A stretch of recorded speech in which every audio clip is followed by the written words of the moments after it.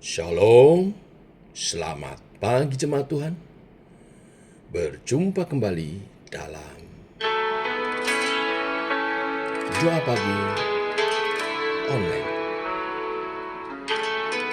Dia telah bangkit. Bagi mereka batu terguling, kubur kosong cahaya bersinar. Tak ada maut yang mampu menahan Sang Juru Selamat hidup dan menang. Suara malaikat menggema dembut, jangan takut, Dia telah bangkit.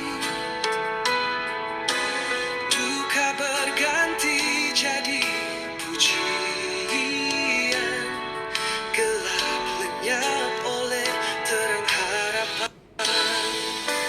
Dia telah bangkit, haleluya.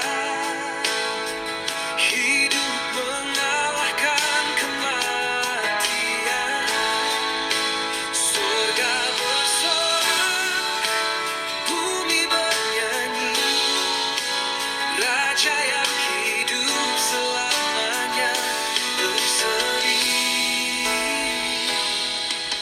Maria menangis di taman surga, namun Yesus memanggil namanya. Hati yang hancur disembuhkan kasih, dengan sentuhan kasih yang nyata. Oh, Dia telah bangkit, haleluya. Hidup mengalahkan kematian. Surga bersorak, bumi bernyanyi. Raja yang hidup selamanya berseri. Tak ada salib yang sia-sia, tak ada luka yang percuma. Karena hari ini ku tahu pasti, Yesus hidup di dalam hati. Dia telah bangkit, Dia telah bangkit, haleluya. Kubur tak lagi berkuasa, cahaya kasih kini bersinar, mengusir gelap selamanya.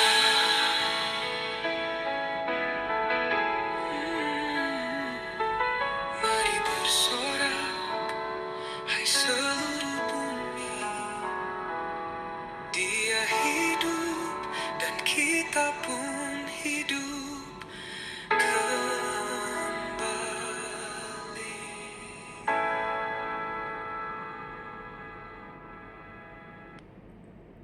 Tiba waktunya untuk kami merenungkan firman-Mu. Firman-Mu lah suluh dan terang bagi jalan kami. Berfirman Tuhan, terangi jalan kami, tuntun langkah kami. Dalam nama Tuhan Yesus Kristus. Amin. Bapak Ibu, kita lanjutkan pembacaan kita, Yohanes pasal 20, ayat 1 sampai 18. Demikian firman Tuhan. Pada hari pertama minggu itu, pagi-pagi benar, ketika hari masih gelap, pergilah Maria Magdalena ke kubur itu, dan ia melihat bahwa batu telah diambil dari kubur. Ia berlari-lari mendapatkan Simon Petrus dan murid yang lain yang dikasihi Yesus, dan berkata kepada mereka, "Tuhan telah diambil orang dari kuburnya, dan kami tidak tahu di mana ia diletakkan." Maka berangkatlah Petrus dan murid yang lain itu ke kubur. Keduanya berlari bersama-sama. Tetapi murid yang lain itu berlari lebih cepat daripada Petrus, sehingga lebih dahulu sampai di kubur. Ia menjenguk ke dalam dan melihat kain kapan terletak di tanah. Akan tetapi ia tidak masuk ke dalam. Maka datanglah Simon Petrus juga menyusul dia dan masuk ke dalam kubur itu. Ia melihat kain kapan terletak di tanah, sedang kain peluh yang tadinya ada di kepala Yesus tidak terletak dekat kain kapan itu, tetapi agak di samping di tempat yang lain dan sudah tergulung. Maka masuklah juga murid yang lain yang lebih dahulu sampai di kubur itu dan melihatnya dan percaya. Sebab selama itu mereka belum mengerti isi kitab suci yang mengatakan bahwa ia harus bangkit dari antara orang mati. Lalu pulanglah kedua murid itu ke rumah. Tetapi Maria berdiri dekat kubur itu dan menangis. Sambil menangis ia menjenguk ke dalam kubur itu. Dan tampaklah olehnya dua orang malaikat berpakaian putih. Yang seorang duduk di sebelah kepala dan yang lain di sebelah kaki di tempat mayat Yesus berbaring. Kata malaikat-malaikat itu kepadanya, "Ibu, mengapa engkau menangis?" Jawab Maria kepada mereka, "Tuhanku telah diambil orang dan aku tidak tahu di mana ia diletakkan." Sesudah berkata demikian, ia menoleh ke belakang dan melihat Yesus berdiri di situ. Tetapi ia tidak tahu bahwa itu adalah Yesus. Kata Yesus kepadanya, "Ibu, mengapa engkau menangis? Siapakah yang engkau cari?" Maria menyangka orang itu adalah penunggu taman, lalu berkata kepadanya, "Tuan, jikalau Tuan yang mengambil dia, katakanlah kepadaku, di mana Tuan meletakkan dia, supaya aku dapat mengambilnya." Kata Yesus kepadanya, "Maria." Maria berpaling dan berkata kepadanya dalam bahasa Ibrani, "Rabuni," artinya guru. Kata Yesus kepadanya, "Jangan engkau memegang aku, sebab aku belum pergi kepada Bapa.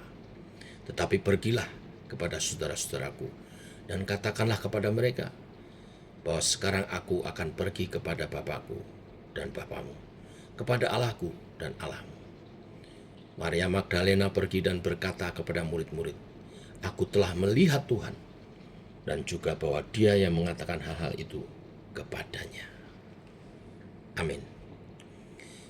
Sampai di sini pembacaan kita. Bapak Ibu, pagi-pagi setelah Sabat, tepatnya hari Minggu, Maria Magdalena mengalami suatu keadaan yang sangat mengejutkan.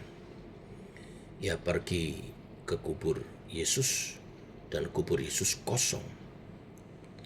Dengan segera Maria menyimpulkan bahwa mayat Yesus dicuri. Memang sangat sulit untuk menarik kesimpulan dari fenomena yang kita temui jika kita tidak memiliki kisah yang terkait dengan fenomena itu.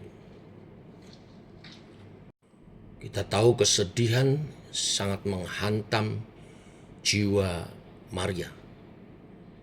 Terlebih juga kisah-kisah yang dia dengar sebelumnya sangat menyedihkan. Kesedihan tanpa harapan.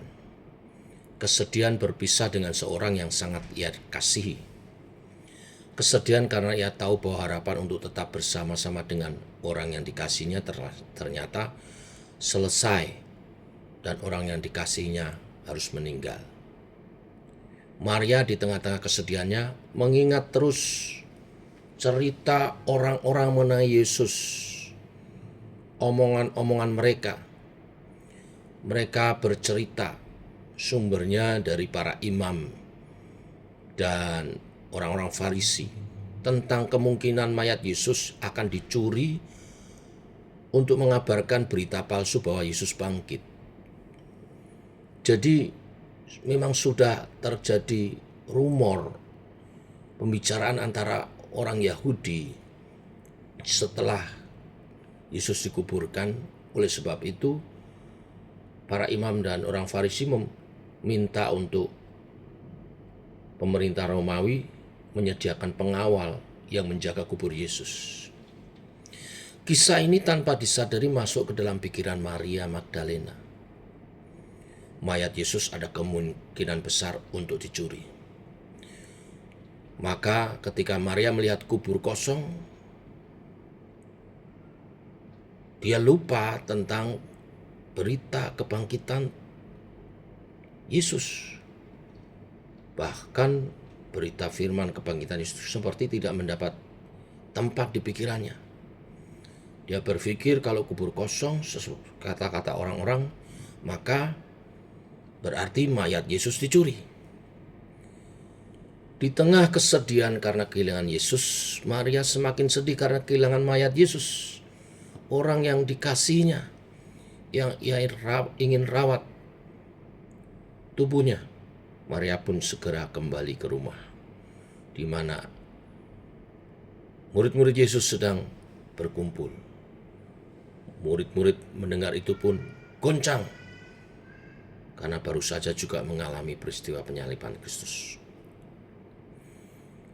Berita tentang kubur kosong segera membuat Petrus dan Yohanes berlari menuju kubur kosong itu. Segera hal berkecamuk dalam pikiran mereka. Apakah yang terjadi? Benarkah kubur Yesus kosong? Dan mereka membuktikan ternyata benar. Mereka masuk ke dalam dan melihat kain kafan sudah terletak di atas tanah. Mengapa kain kafan di tanah sangat penting? Karena ini adalah salah satu pernyataan mengenai fakta bahwa Yesus bangkit. Dan bukan karena dicuri orang. Jika Yesus dicuri, tentu kain itu akan ikut hilang. Tetapi, bukankah mungkin kalau mayat Yesus dicuri, tetapi kain kafannya masih ada? Bahkan kain penutup wajahnya terlipat rapi di tempat lain. Apakah mungkin seorang mencuri melipat dengan rapi kain tersebut? Hal yang penting adalah bahwa salah satu murid yang melihat kubur kosong itu yaitu Yohanes, murid lain yang dikasihi Yesus. Yohanes mengerti bahwa Yesus sudah bangkit karena dia menafsirkan fenomena ini dengan kisah firman Tuhan dan pengajaran Yesus sendiri. Dia mengerti bahwa Yesus berbicara tentang kematian dan kebangkitannya. Yesus menyatakan bahwa dia akan mati, tetapi tidak seorang pun sungguh-sungguh menanggapi waktu itu. Yesus menyatakan bahwa dia akan bangkit kembali, tetapi tidak ada murid yang memahami arti perkataannya waktu itu. Tetapi setelah melihat kubur kosong, Yohanes mengetahui bahwa Yesus telah bangkit. Pikiran Yohanes tidak seperti Maria. Rupanya Yohanes dikuasai oleh pengertian firman yang tepat. Maria hanya mengingat pendapat minor dari umum orang-orang Yahudi pada waktu itu, bahwa mayat Yesus akan dicuri, diambil. Firman yang Yesus ajarkan tidak menguasai pikirannya. Perasaannya yang meluap-luap karena kehilangan Yesus lebih menguasai dirinya. Apakah ini menunjukkan kematangan rohani Yohanes berbeda dengan kematangan rohani Maria? Mungkin saja. Tetapi walaupun kerohanian Maria lebih rendah, kalau dilihat dari bacaan ini, Tuhan tetap memberi pengajaran yang paling mulia kepada dia. Di ayat 11 dikatakan bahwa Maria menangis, menunjukkan kalau Maria begitu mengasihi Tuhan. Dia menangisi Yesus yang diambil darinya. Kesedihan yang mendalam menunjukkan dia sangat mengasihi Yesus. Kasih inilah yang walaupun tidak disertai kepekaan memahami firman, tetapi Tuhan tetap menghargai. Orang-orang yang mengasihi Tuhan, seberapa sederhananya imannya, Tuhan akan sangat menghargai. Sehingga Tuhan Yesus sendiri lebih dahulu menampakkan diri kepada Maria. Ketika Tuhan menyatakan diri kepada Maria, terlihat keadaan Taman Eden yang diulang kembali. Ingat renungan pagi kemarin, kisah tentang Tuhan Yesus di taman, dikubur di taman sebagai raja. Di Taman Eden ada seorang perempuan, ada malaikat, dan ada lambang maut, yaitu kuburan. Tetapi keadaan di taman tempat Yesus dikuburkan sangat berbeda dengan Taman Eden. Di Taman Eden manusia jatuh dalam dosa. Bahkan perempuanlah yang lebih dahulu jatuh dalam dosa. Tetapi di taman tempat Yesus dikuburkan, perempuan itu dipanggil oleh Tuhan. Panggilan bukan untuk dihakimi, tetapi panggilan untuk dipulihkan. Di Taman Eden ada kematian jika manusia melanggar perintah Tuhan mengenai pohon pengetahuan yang baik dan jahat. Di taman tempat Yesus dikubur, ada kuburan yang kosong. Kematian telah dikalahkan. Di Taman Eden ada malaikat, yaitu kerub yang menjaga jalan masuk ke taman itu dengan pedang yang menyala-nyala. Di taman tempat Yesus dikubur, ada malaikat yang berjaga di depan kubur, menjaga kubur, tetapi hari itu membawa kabar baik bahwa Yesus telah bangkit. Di Taman Eden ada ular. Di taman tempat Yesus dikuburkan ada Yesus yang bangkit. Di Taman Eden Allah berjalan-jalan di dalamnya pada hari sejuk. Di taman tempat Yesus dikuburkan ada Yesus yang berjalan-jalan di taman itu. Di Taman Eden ada Adam, laki-laki yang melanggar perintah Tuhan yang menyebabkan semua orang jatuh ke dalam dosa. Di taman tempat Yesus dikubur ada Yesus, Adam terakhir, yang menggenapi janji Tuhan kepada Abraham dan Daud. Dapatkah kita melihat bagaimana kebangkitan Yesus memulihkan kerusakan yang sudah terjadi sejak di Taman Eden, sejak manusia jatuh pertama kali dalam dosa? Tuhan menyatakan ini semua kepada Maria Magdalena yang sangat mengasihi dan selalu ingin dekat dengan Tuhan. Walaupun mungkin boleh dikatakan secara iman dia lemah dan bodoh dalam pengertiannya. Tetapi Tuhan mengasihi dia dan menyatakan diri kepadanya. Tuhan menyatakan perubahan yang sudah terjadi di dalam dunia ini melalui kebangkitannya. Justru kepada seorang perempuan yang lemah seperti Maria. Bapak Ibu jemaat Tuhan, inilah kebenaran firman. Walaupun kita lemah dan bodoh atau berada dalam keadaan apapun, biarlah kita belajar untuk melihat dan mengharapkan topangan Tuhan untuk membimbing kita memahami apa yang sedang Dia kerjakan di tengah-tengah kehidupan. Dan ketika bimbingan Tuhan itu telah tiba, kita dikuatkan dan diberi hikmat, sehingga kita yang lemah dan bodoh akhirnya dipakai Tuhan untuk menjadi berhikmat dan memiliki kuasa. Tuhan memberkati kita semua. Mari kita berdoa. Bapa, kami mengucap syukur oleh kasih dan anugerah-Mu. Firman-Mu dahsyat. Firman-Mu Engkau nyatakan meneguhkan iman setiap kami. Tuhan, kubur kosong membuktikan Tuhan hidup bangkit kembali. Meneguhkan setiap iman percaya kami, orang percaya kami memiliki iman kepada pribadi yang hidup. Lebih daripada itu, kisah tentang perjumpaan dengan Maria Magdalena di hari kebangkitan Tuhan untuk pertama kali meneguhkan iman percaya kami. Tuhan mengasihi kami seberapa kami pun keadaan kami. Tuhan mengasihi Maria dan menunjukkan kasih-Mu Karena Maria adalah pribadi yang mengasihi Tuhan sedemikian rupa. Walau tidak sepandai murid-murid yang lain dalam pemahaman firman Tuhan, Tuhan mengerti dan menyelidiki hati terdalam murid-murid Tuhan yang mengasihi Tuhan dengan segenap hati, segenap jiwa, akal budi dan kekuatannya.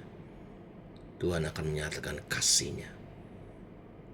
Terima kasih Tuhan, ajar kami belajar mengasihi Tuhan dengan segenap hati, segenap jiwa, akal budi dan kekuatan kami. Sehingga kami selalu dapat bimbingan, pengarahan yang daripada Tuhan. Karena Tuhan menghadapkan wajah-Nya kepada kami, murid-murid yang mengasihi Tuhan. Demikian doa kami menyertai sepanjang hari ini. Dalam nama Tuhan Yesus kami berdoa. Amin. Demikian saudara, doa pagi kita. Selamat pagi. Jangan lupa nanti malam menara doa. Kita berkumpul, berdoa, memuji, menyembah Tuhan. Shalom.